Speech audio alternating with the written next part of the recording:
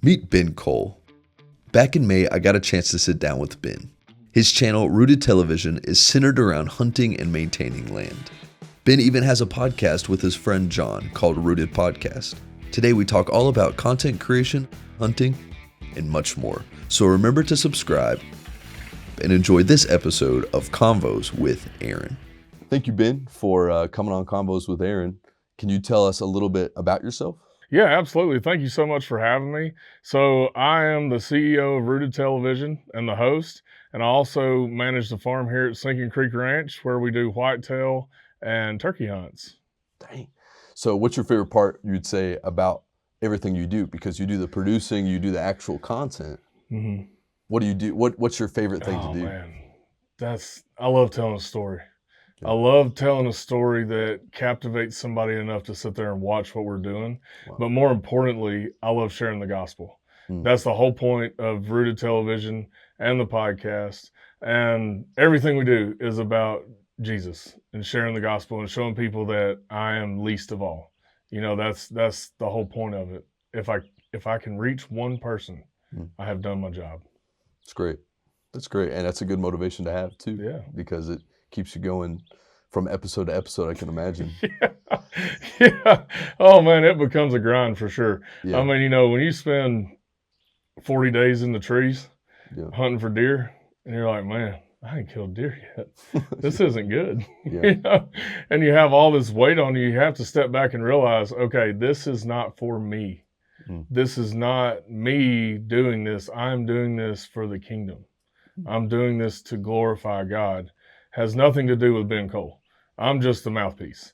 That is all, you know, and that's what keeps me sane while I'm doing all this stuff. Because, man, as you well know, the longer you do this, the more you film, you get frustrated and you're like, oh, man, dadgummit, I knew I was supposed to get that shot and I didn't do it. And you get the post and you got everything put together, but you're missing that one shot. Yeah. It's like, oh, man, what in the world? It's just crazy. But that's crazy. I relate to that a lot, of the one shot that I need to get done, whether it be through freelance or through this. But I've tried to get better at it. I've tried to cover my butt on times that, like, all right, I'm going to need to get that shot, even though I'm like sometimes lazy in it, in the sense that I'm like, I got everything I need. Nope, you got to get that extra thing. Yes. That's interesting, because that's a practice you have to keep reminding yourself. Absolutely, man. There's nothing worse than getting into post-production and realizing that, oh man, I totally forgot, or I just didn't do it. And now I have to stop editing this episode, go back out, and I have to refilm this because I didn't do it. Yeah. So, you know, that really slows up the whole process. It's just like, man, if you think, I'm not going to need that, you probably do. Yeah. So you might as well just go ahead and film it. It's always better to have way more footage than you need than to have not enough. So I live by that. You have to have as much footage as you can possibly get on that SD card. And if that one fills up, put another one in there and rock on. Go to the B slot, you know? That's honestly a really good point too. Like, fill it up as much as possible. That's what I struggle with these sometimes, is just trying to get as much content and filming in 4K. You know, we talked about this earlier. It builds up over and over again. But I think the thing that I've learned from this is to always cover my butt, not only with footage, but also with equipment. And so just trying to think ahead, all right, what do I need? How can I fit this into my budget in order to just to make the best product possible? And that's came through by more microphones. That's came through switching gear. We switched gear like mid episode a couple times ago, and just being able to be on, and even though you run into problems, still having that, it really does help. And it's something that I think all creatives need to do. Yes, absolutely. And, you know, understanding too how these cameras work is another huge curveball that I had to learn, because I switched from Canon to Sony. So I have to say this, my boy Ryan Holloway, he took the time to set me down and show me how to do all this stuff on the Sony cameras, how to set them up, how to color grade it, how to do all that stuff. he took the time to sit down and teach me all that stuff. So big shout out to him, because man, he spent a lot of time with me doing that. And, I learned a lot. I mean, my editing abilities completely changed with that. But, I'll say that knowing your camera is one of the biggest things about making sure the shot is correct. And when I say shot is correct, main thing, focus. Next thing, exposure. Because you can overexpose really quick. And then it's just blown out, super wild looking in the background, and you can't bring it back. Like even shooting outside too, I can imagine, because that's most of your content. Shooting outside too and overexposure is such a hard balance, because it is, especially you as well being white too. Like with me being white, like I remember too editing the MTSU episode, and I'm blown out sometimes because the weather constantly changes, clouds cover things. Absolutely. How do you navigate that? So one of the best things that I've found is on the Sony cameras that I run, I use the zebra effect, and that shows me what's blown out and what's not. So it's really handy to have, because I can look at myself, for example, and know, okay, you're way blown out, you're overexposed. So we need to turn that down and get that lighting right so it is perfect on that exposure. And usually I like to keep it about 1.3 to 1.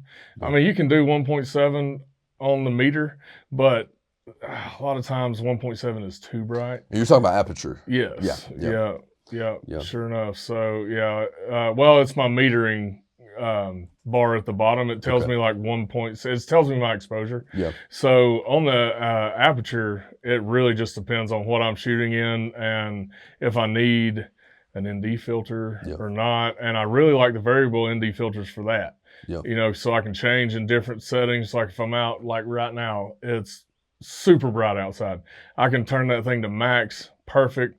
I can have my aperture set correct, my ISO set correct, and I don't have to overdo anything on either of the cameras. They're just really easy to adjust to different environments. And then let's say we move inside.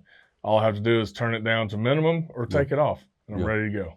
And going back a little bit too, to hunting and what you do for a living too. Where did that start? Where did that come from? Oh man, that started when I was a wee little boy. My dad took me on my first hunt when I was a little kid. I was 6 years old, killed my first deer, and was hooked ever since. And in fact, before that, he took me on a duck hunt, and I was really hardcore on the ducks. I mean, he hooked, line, and sinkered me on all that stuff. And the thing is, the beautiful thing is that he didn't know anything about hunting. He just knew that I wanted to do it, and he loved it so much, and that I loved it so much that he took the time to go out and buy books and read and try to teach me how to do this.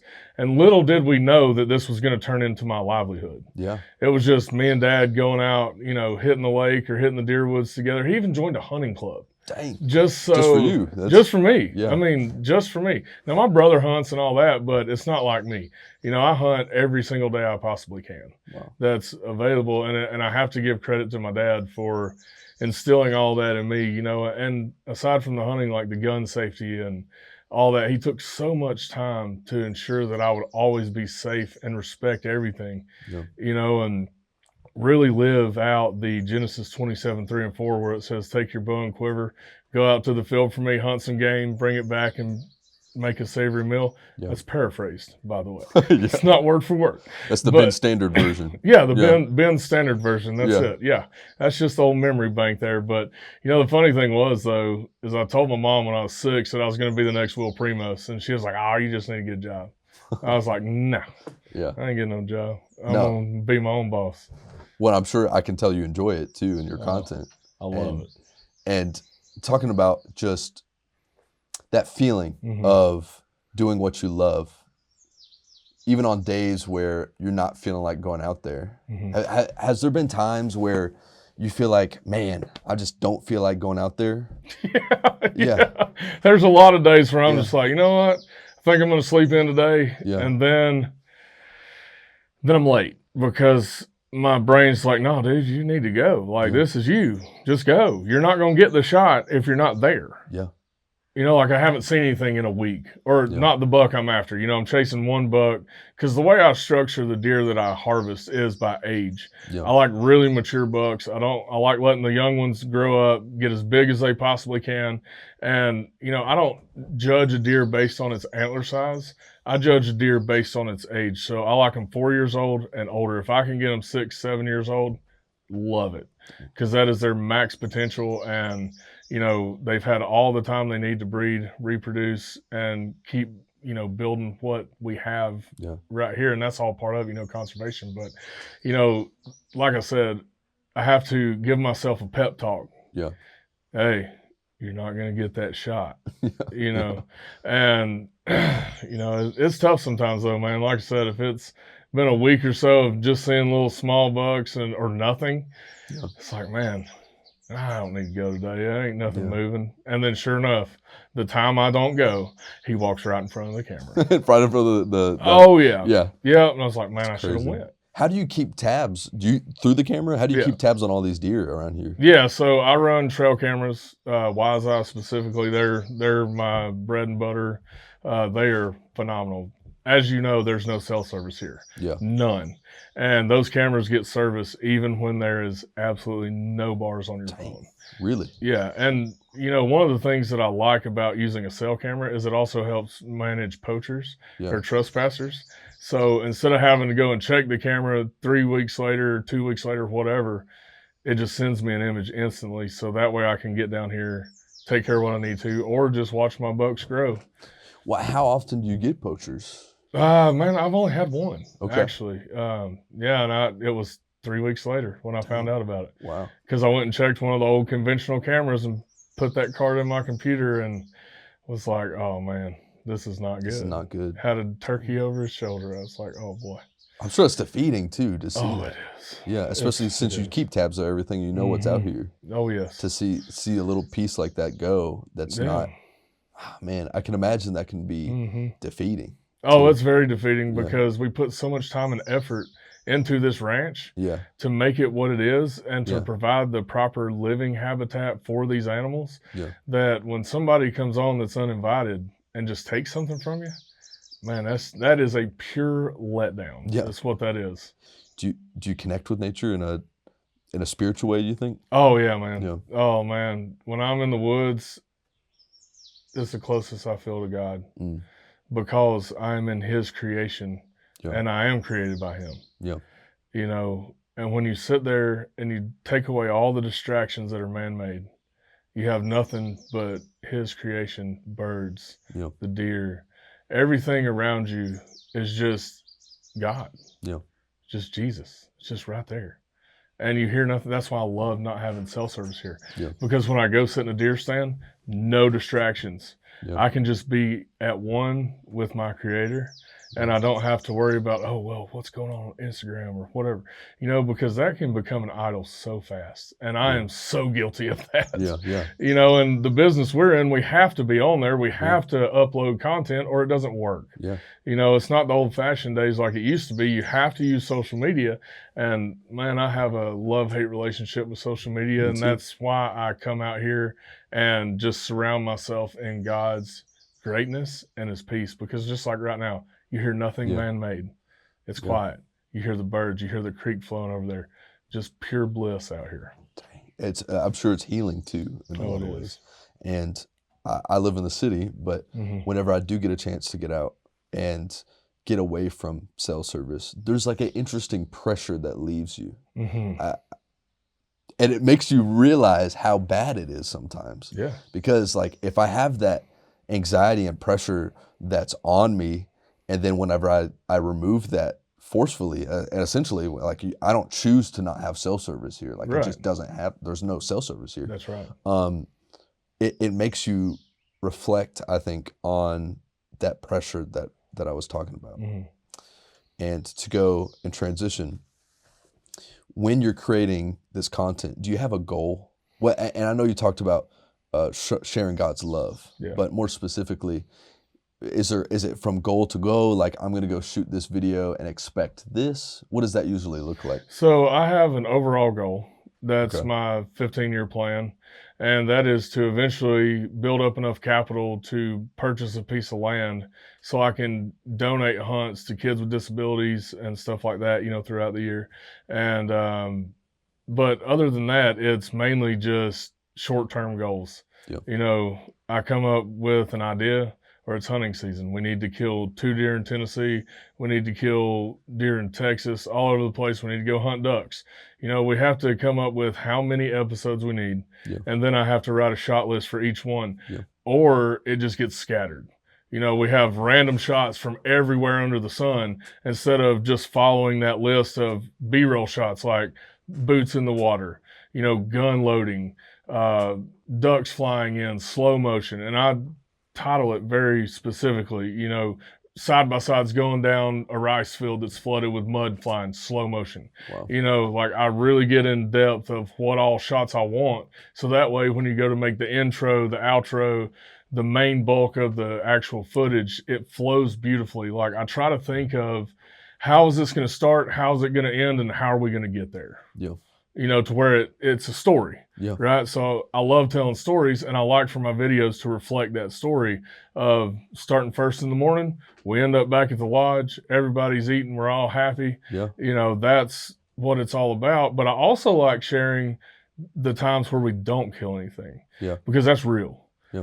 People can tell you all they want to that they kill deer every time they go in the woods. Not true. It ain't true. Yeah. I'm telling you right now, I've hunted some of the best ground in the country, and I have gone weeks and did not kill a deer. It doesn't happen overnight. It's a lot of work. It's a lot of grinding, a lot of getting up at 4 a.m., 3 a.m. sometimes.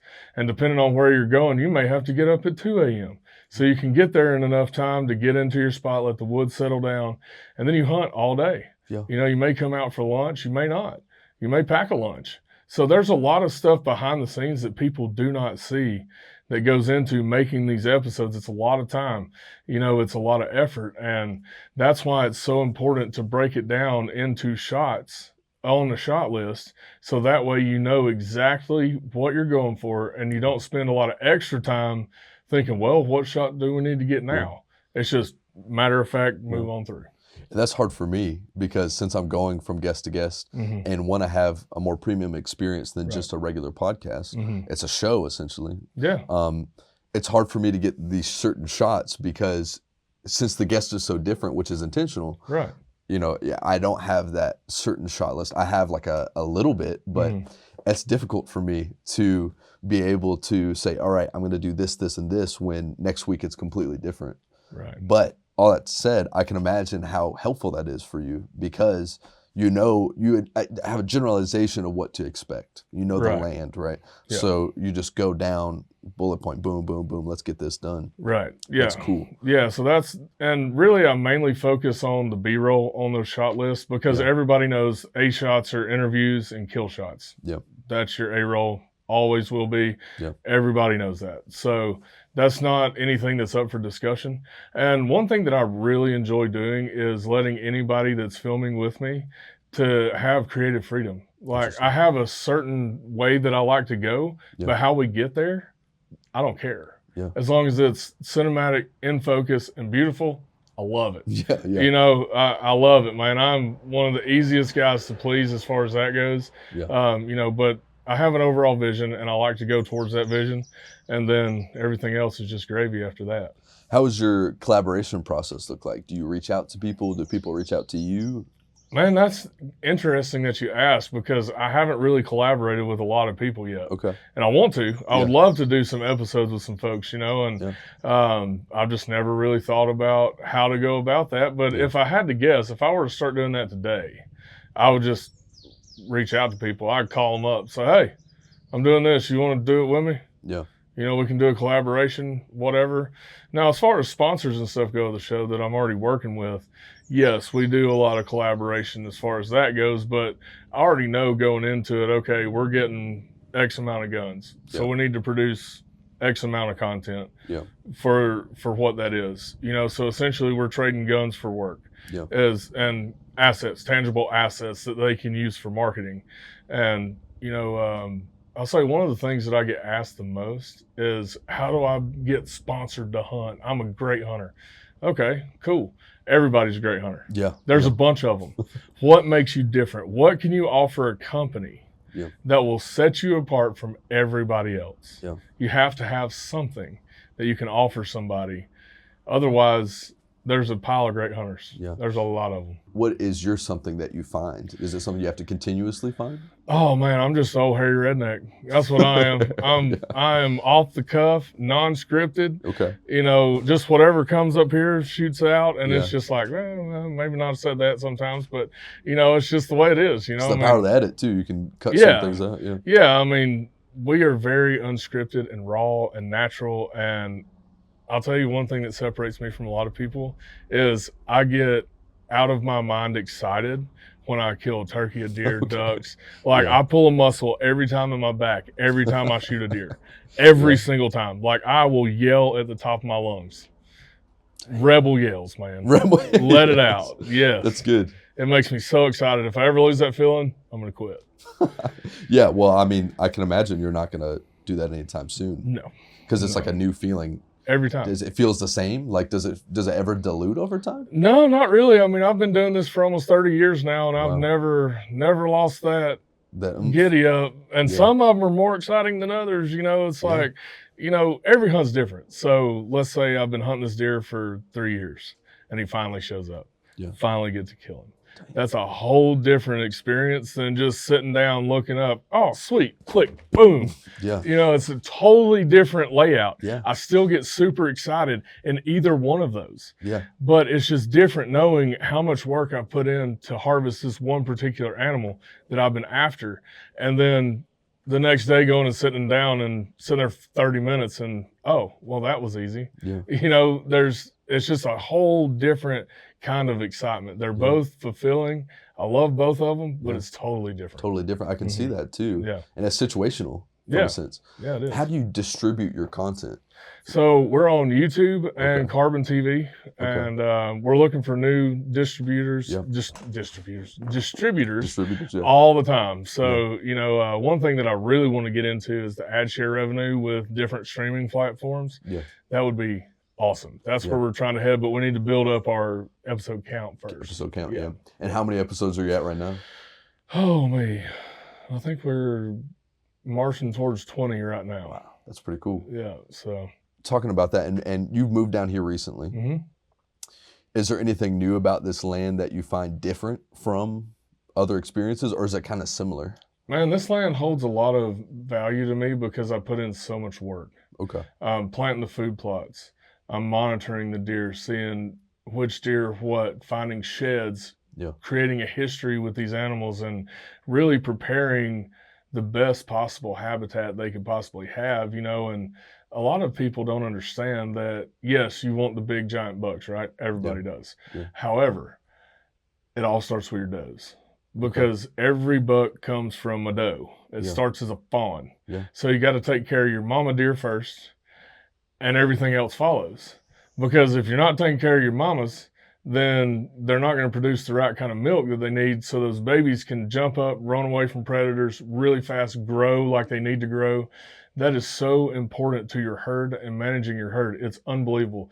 If you just focus on your does, you would be mind blown at the difference in your bucks just by worrying about your mamas, because they eat the same things. Yeah. So if you just focus on that milk production and making sure that they have everything they need, especially during that time, I mean, because a doe gives almost all of her body fat, everything she's got, to those fawns. Yeah. That's what she does. That's why we plant such high protein, high fat food sources, so they can have replenishment all the time. And what a deer's doing is, when they're eating in the summer and the spring and early fall, they're building up those fat storages to take them through the rut. Wow. So the rut is very, very tough on a deer. Really hard. They run, chase. A buck can go 3 miles in any direction and then come back. Yeah. And they will go from this big linebacker looking swole up deer to a little skinny bone and skin. Yep. You know, that's all it looks like sometimes. And it's like, man, you know, I don't want my deer to have to deal with that. And I don't want them to have to leave to go that far away. So that's why we plant the high protein, high fat is so we can ensure that they make it all the way through even the coldest months of February. Yeah. So they have everything they need. They don't have to go anywhere. And it's just, man, it's so much fun to go out here, do the work now, and then sit in the shooting house and just watch them. Yeah. There's been so many days that I'll sit there with my feet kicked up in the window. No intentions of killing anything. Yeah. I just watch the deer. Yeah. I just love watching them interact with each other, does, fawns, bucks fighting each other. It's just so much fun to sit there and watch them truly enjoying what you have created for them. Yeah. And, that's the whole part of it. That's more important than the harvest. Conservation and tillage of the soil is 99.9% of what you're doing as a hunter. Yeah. The harvest is a bonus. And I don't think people realize that. I mean, coming from the city and not really hunting my whole life, and getting to hear you talk about it and hear some people I know talk about it. Mm-hmm. And I think a lot of people, and there's a weird stigma about it, that people don't know anything about it. They think you just go out and like reap what nature sows and you don't put anything back into it. Yeah. That's important to you, and I can tell that's important to you. Yeah. How do you feel when you hear people talk about that it's like a negative thing, that you're killing animals? How do you respond to something like that? Well, level-headed. I try to stay cool, calm, and collect, because they obviously don't understand what's going on, especially if they're coming at me being nasty or whatever. It's like, well, everything has to die for something to succeed. Everything. Yeah. What does a tiger eat? It eats other animals. What does a bear eat? Other animals. Yeah. We were created to consume other animals. And, I'll just break this down for some people. This is going to offend some tofu folks, I'm just telling you. But to grow that kind of stuff, you have to kill everything in the field. Yeah. Mice, insects, weeds, everything. So not only are you killing the plant, because a plant is a living, breathing organism. Yeah. They grow like trees. Just take a tree. It grows. It's living. It's not dead, because a dead tree doesn't produce, and that's biblical. Yeah. And so it doesn't matter what form or fashion you're doing it in. Everything has to die for something to succeed. Mm-hmm. Everything. It's just the nature of us. That's the nature of everything. We are the apex predators, and our bodies were not designed to live on vegetables alone. Yeah. That's why we have canines. Yeah. We have to consume meat to fully sustain what we need. And I love everybody, man. I'm not knocking anybody. If you like tofu, I love you.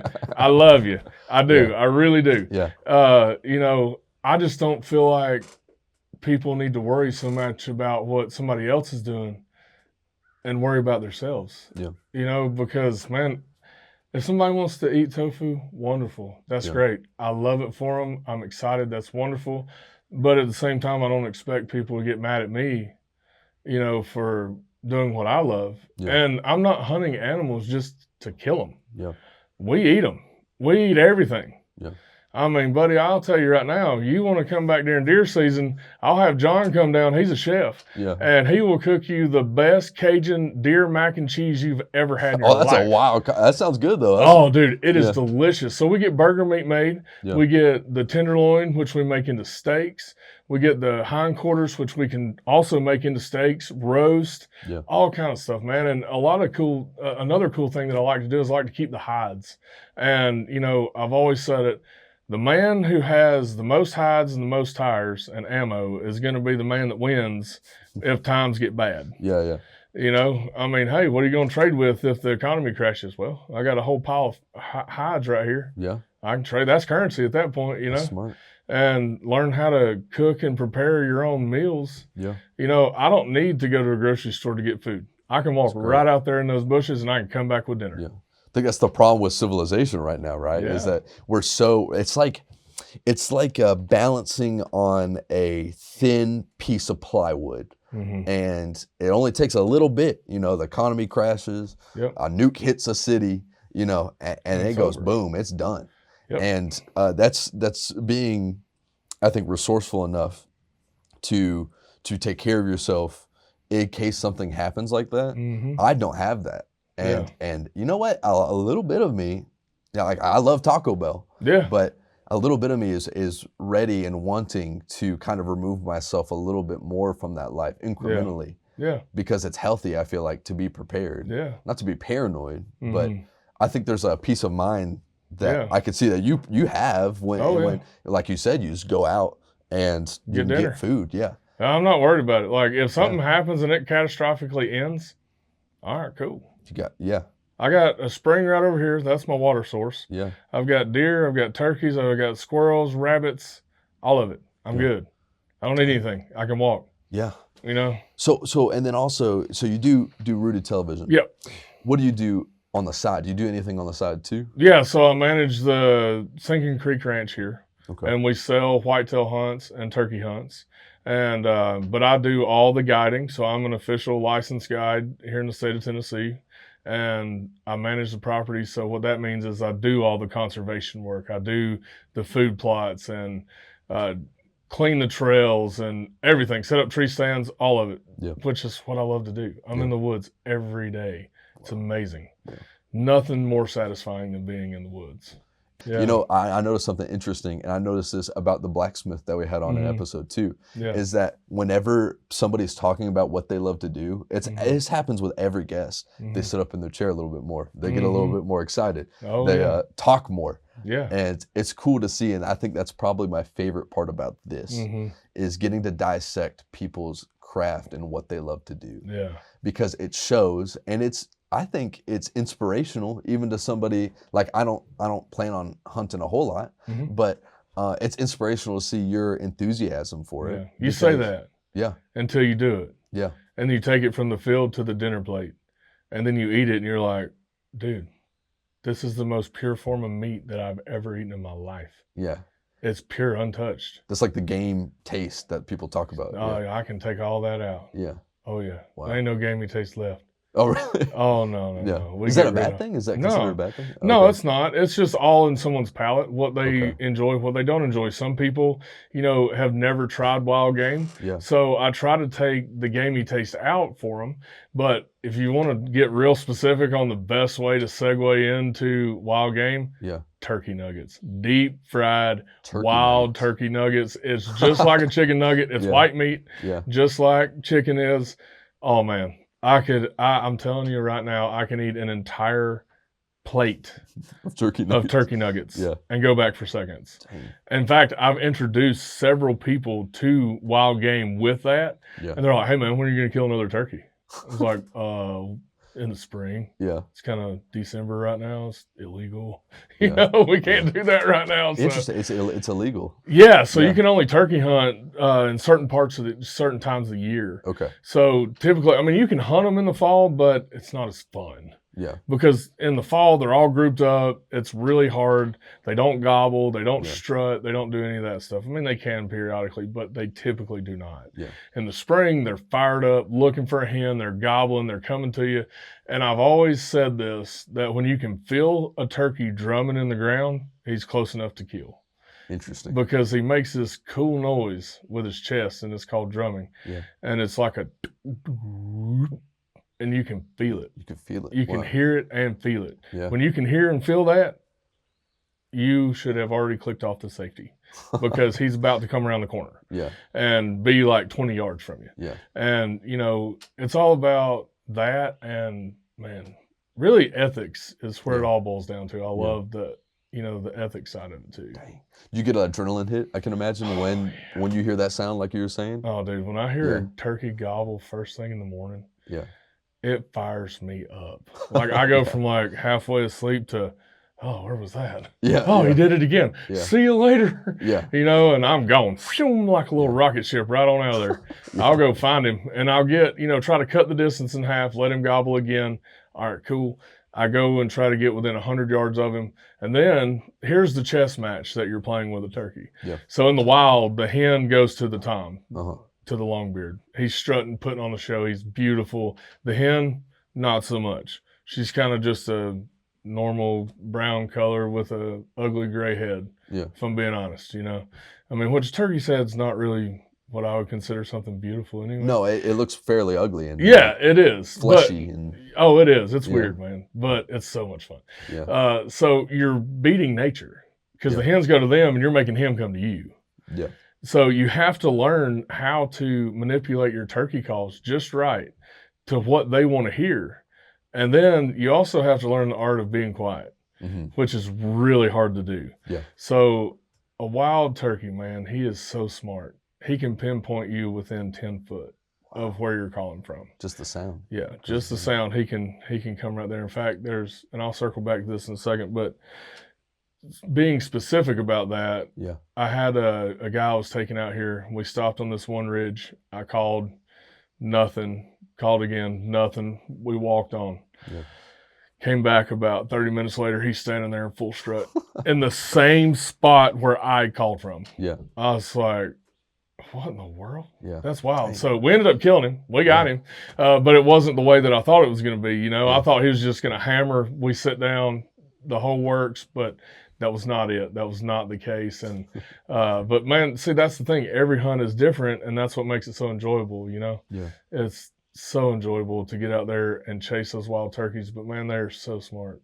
Dang. God, they're so smart. Yeah. So you have to know how to call. You have to know when to be quiet, but you also have to know, okay, when is it time to move? Yeah. If a bird's hung up or with a hen, which is naturally what they're going to do, and let me say this, you will 99.9% never beat a real hen. Not happening. Really? It's really hard to do. Like those longbeards, they see a real hen, they look at your decoys or none at all, and they're like, see you later. Going with her every time. Yeah. No question. Dang. So that's where it becomes a chess match. Yeah. Is you really have to know and understand these birds, what they're doing, how they're interacting with each other. Are they still in big groups? Have they split off? The longbeards all split off. Yeah. And then you have a season like we had this year where there's a huge Jake population. Now, a Jake is just a juvenile longbeard. Yeah. And when you have a huge hatch of Jakes, what they'll do, they hear a big bird gobbling. Well, 4 or 5 of them will go beat him up. Stops gobbling. That makes it really hard. Yeah. Because it's really hard to kill a turkey that doesn't gobble. Extremely hard. And because you don't know where they are. Yeah. So I've had to deal with that all season long this year. So, going back to knowing how to move and when to move, it all boils down to patience. That's the number one thing. I have one rule. Give it 15 minutes. Okay. If you give it 15 minutes, he'll either come to you or somebody else will show up. Another bird will show up magically. It's like they just respawn out of the dirt. Yeah. I mean, they're so sneaky, man. Then they just drum 10 yards from you. You're like, oh my gosh, where'd you come from? Or they gobble in your ear and you jump, it's like, whoa. And then he sees you and runs off, But man, it's just all about knowing that chess match, man. And some days I win, some days I lose. Lose more than I win, though. I'll tell you that. But it makes the winning so much better. Oh, man, it makes it so sweet, and that goes back to, a lot of people don't understand how hunting actually works. Yeah. When they get upset, like, oh, you're just slaughtering animals.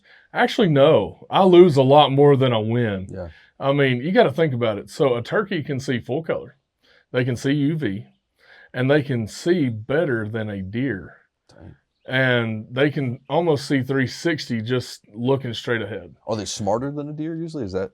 No, I wouldn't say smarter than a deer, but they can get real smart real fast, especially an old, mature longbeard. Yeah. That boy will gobble one time on a limb, shut up the rest of the day. Dang. You just got a deer hunting. Yeah. He just come across him, however that is. Wow. And then you get these 2-year-old birds that are just gobbling their heads off at everything. Yeah. And they do it right. They put on the show and it gets you all excited. And, man, at the end of the day, it doesn't happen like people think it does. Yeah.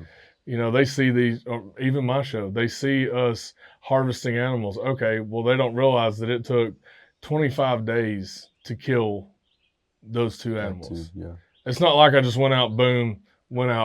Yeah. It was a whole conglomerate of days in a row or sporadically throughout the whole season. Yeah. And our seasons are not that long. I mean, deer season, well, I'll say deer season is longer than turkey season. So deer season comes in the end of August for 3 days for a velvet hunt. Yeah. closes, opens back up the end of September, and then is open until the first week of January. Yeah. So you really have 3 months to kill 2 bucks, which can be extremely difficult. Yeah. Very hard, because I mean, you spook a big mature buck, he's gone for a month. He'll go to the next county. Dang. Or he'll go to the neighbor's land and live there for a little while, and then he'll come back.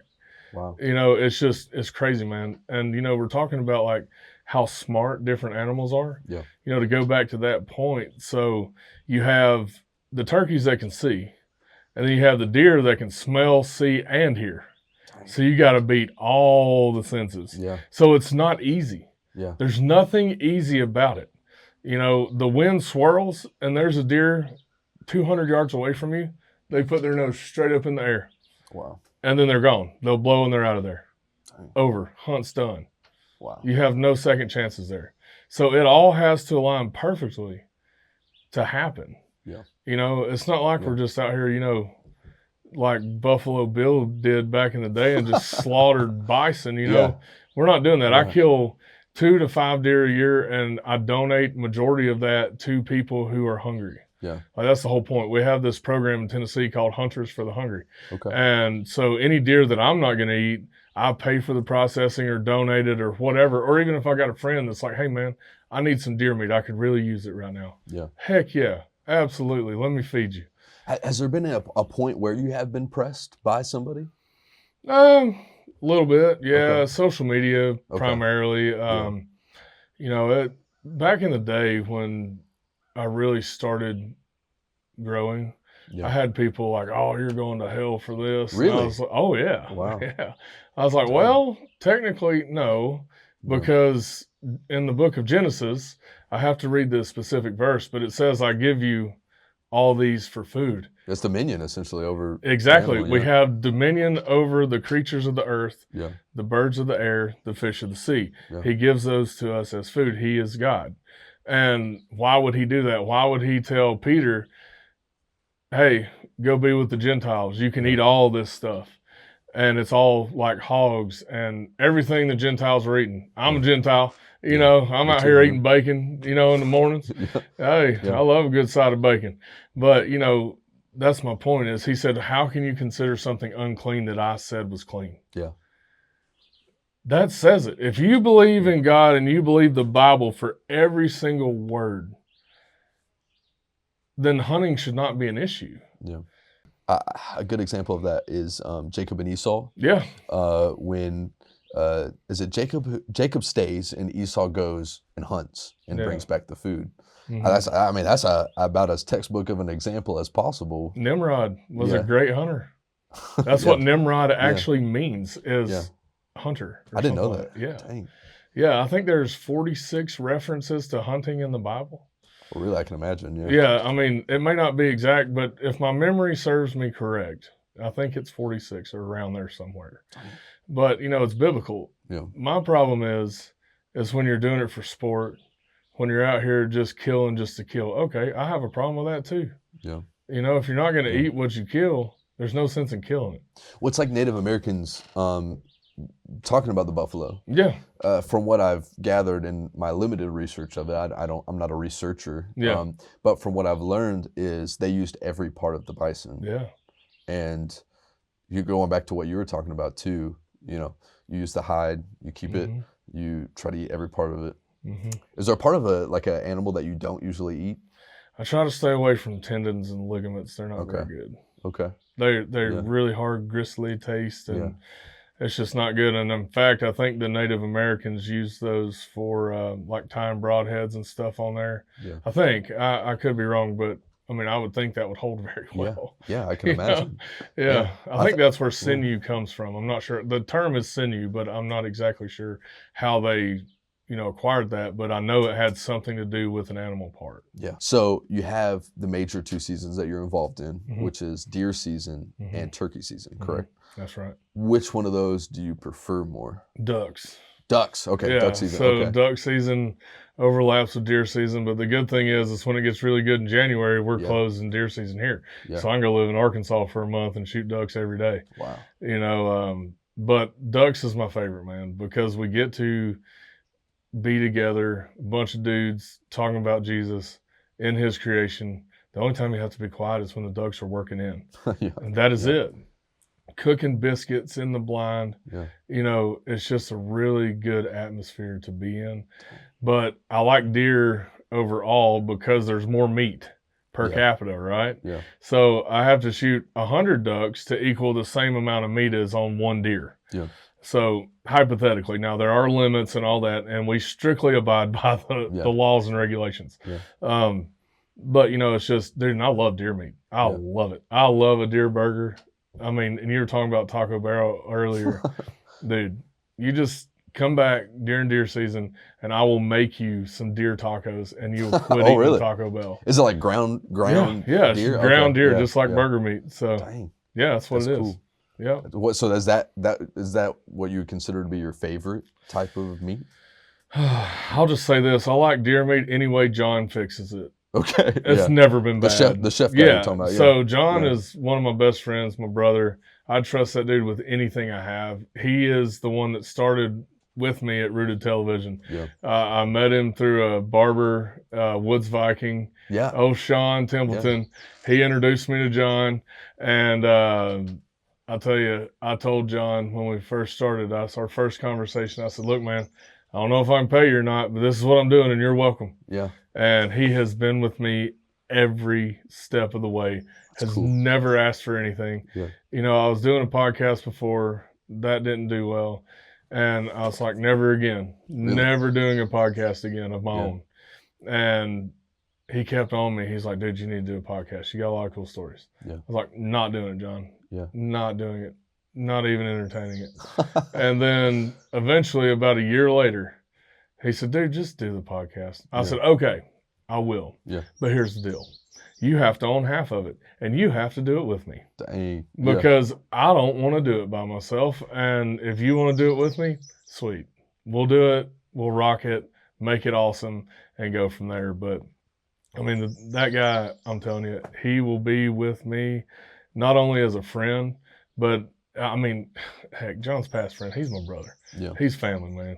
You can leave friend at the door when you talk about John. He's my right-hand man in all this stuff. So if I have a big decision to make, I'm going to call John and ask his opinion.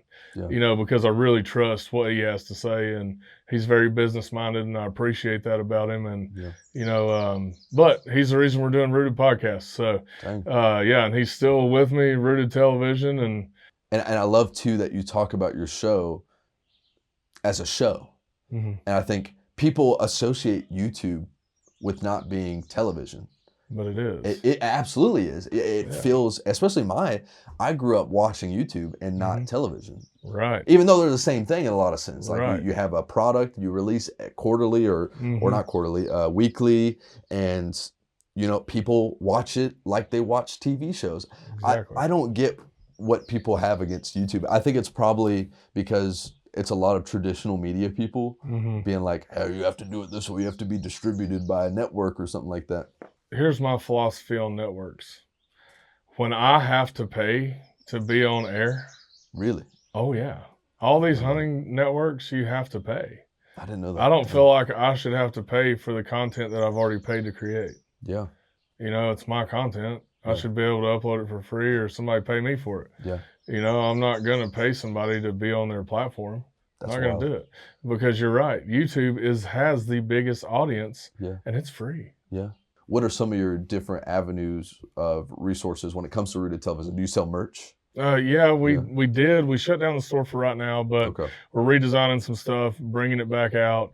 But I also like to do, aside from YouTube, I like to do other streaming platforms that also offer ad revenue that are guaranteed to get views. They already know how many views they're getting. And then they're like, hey, you want to do an ad share? Sure, sounds great. That's just a check in the mail. True. I love that. I love mailbox money. Yeah, it's absolutely. fantastic. Yeah. And we've already put in the work, so why not share the ad rev instead of me having to pay? And then they run, on some of them, they run your commercials, which is okay. So if you can justify it by selling X amount of commercial spots, sure. Then you're not physically paying for it, right? You're buying commercial slots. And those companies are paying for for that. Yeah. And that makes it a little bit easier. The problem is that this market is so saturated. Yeah. It's really hard for a lot of people to sponsor you now because they're like, oh, well, we've already went with so-and-so or whatever. Yeah. So it makes it really difficult to go to these larger networks because you can't get the funding to do so. And I will say Rooted Television is debt-free. We have zero debt. We have never had a credit card. We've never had a loan, nothing. This has all been God opening doors every step of the way to make it happen. Like I said, it has nothing to do with me. Yeah. I'm just the mouthpiece and the dude that he's like, hey, man, do this. I was like, no, I'm not doing it. Yes, no, not doing it. Yeah. And then finally I was like, all right, cool, I'll do it. Well, thank you, Ben, for being on, and I appreciate our chat. It's fun to get different perspectives. Yeah, man, thank you so much for having me. You know, I've really enjoyed it. This has been a heck of a conversation. Oh, for sure, yeah. It's been wonderful. I appreciate it. So we just got to have you back to eat some deer meat and kill your first deer. I appreciate it. I want to get into hunting a little bit more. Yeah. But I just, like I said, I live in the city and Taco Bell's right around the corner. So I got to get away from that, though. I got to get away. Hey, we got fast food right here, too. It's on 4 legs. That's true. Yeah, that's a really good point, actually. Yeah, fast food, yeah. So I say this every episode. You can subscribe and you can get guests like Ben every week. I mean, I plan on diversifying the guests to the point where you do not know what to expect whenever you click on an episode of Convos with Aaron. And I feel like that's part of the fun of it. I have fun doing that. So if you want to be a guest or you have somebody in mind to be a guest, you can email us at convoswithaaron@gmail.com. We would love to come to the guest, come to you and chat. And I think that's part of the fun of it. It's just traveling and seeing all these cool people. So yeah, subscribe and see you later. Goodbye.